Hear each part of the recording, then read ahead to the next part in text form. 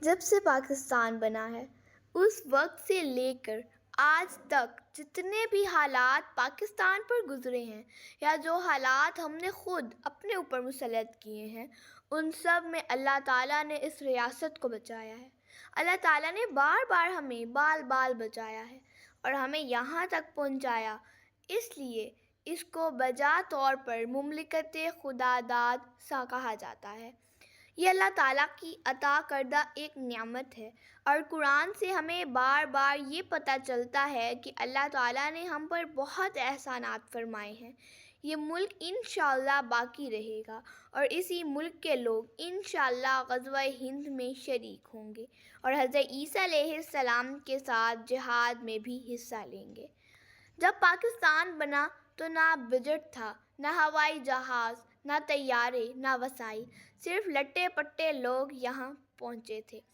مگر اللہ نے اس ملک کو بچایا۔ ہمارا ہمسایہ ہم سے کئی گنا بڑا اور طاقتور تھا، جنگیں ہوئیں، ملک بھی ٹوٹا، مگر اللہ تعالیٰ نے نہ صرف ہمیں بچایا بلکہ ایک ایسا آئین عطا فرمایا جو اسلامی ہے۔ دنیا میں شاید ہی کوئی دوسرا ملک ہو جس کا آئین قرآن و سنت کی بنیاد پر قائم ہو۔ اسی آئین کی بنیاد پر ہم پوری امت مسلمہ کی قیادت کر سکتے ہیں۔ انگریزوں کے جانے کے بعد سب سے بڑا فتنہ ختم نبوت کے اختلاف پیدا ہوا، جس میں قادیانیوں کو کھڑا کیا گیا۔ اس فتنے کے خاتمے کے لیے پاکستان کو منتخب کیا گیا۔ قادیانیوں کو غیر مسلم قرار دینے کا فیصلہ صرف علماء یا مفتیوں نے نہیں بلکہ پوری قوم نے مل کر کیا۔ یہ بہت بڑا کارنامہ تھا۔ پھر دنیا بدلی، طاقت کا توازن انسانوں سے مشینوں اور مشینوں سے ٹیکنالوجی اور ایٹمی قوت کی طرف گیا۔ اللہ تعالیٰ نے ہمیں ایٹمی قوت بھی عطا فرمائی، حالانکہ ہمارے ہاں تو سوئی تک نہیں بنتی تھی۔ یہ اس بات کا ثبوت ہے کہ یہ واقعی مملکت خدا داد ہے۔ جو لوگ اسے تباہ کرنے کی کوشش کرتے ہیں وہ خود تباہ ہو جائیں گے۔ جب سوویت یونین نے افغانستان پر حملہ کیا تو ان کا اصل ہدف پاکستان تھا۔ وہ گرم پانیوں تک رسائی چاہتے تھے۔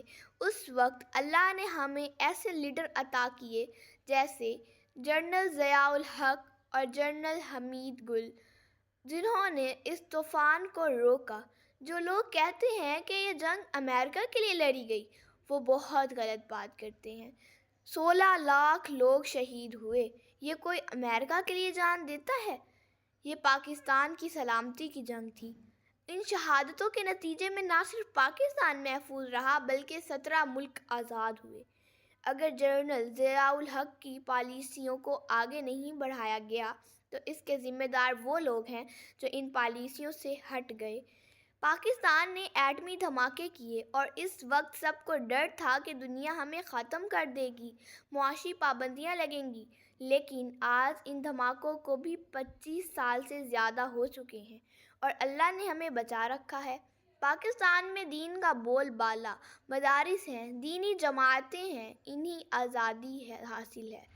قرآن پاک کی خدمت جیسے پیمانے پر پاکستان میں ہو رہی ہے شاید دنیا میں کہیں نہ ہو رہی ہو۔ اب جو سب سے بڑا حملہ ہے وہ ہماری افواج پر ہے۔ ہمیں اس ملک کی قدر کرنی چاہیے، اسے اپنا گھر سمجھنا چاہیے۔ جب آپ گھر کو اپنا سمجھتے ہیں تو اس کی خامیاں باہر جا کر بیان نہیں کرتے۔ اگر کچھ لوگ یا ادارے خراب ہیں تو اس کا مطلب یہ نہیں کہ ملک خراب ہے۔ ہمیں فرق کرنا ہوگا افراد اور اداروں میں۔ جب حب الوطنی کا تقاضا ہے کہ اپنے ملک کا دفاع کریں، اپنے اختلافات بھلا کر اس کی حفاظت کریں، نوجوانوں کو سوچنا چاہیے کہ کیا بزرگ یا بچے اس ملک کو بحران سے نکالیں گے؟ نہیں، قوم کا اصل سرمایہ نوجوان ہوتے ہیں۔ انہیں چاہیے کہ وہ شعور کے ساتھ اپنی ذمہ داریوں کو سمجھیں۔ فیس بک اور یوٹیوب پر بیٹھ کر بغیر سوچے سمجھے ہر بات کو شیئر نہ کریں۔ دشمن اسلام کی باتیں آگے بڑھانے سے بچیں۔ سوشل میڈیا کے بے رحمانہ استعمال میں احتیاط کریں، کیونکہ یہ ایک جنگ ہے جو ہماری سوچ، فکر اور شناخت پر مسلط کی گئی ہے۔ ہمیں دانشمندی، حب الوطنی اور ذمہ داری کے ساتھ اس کا مقابلہ کرنا ہوگا۔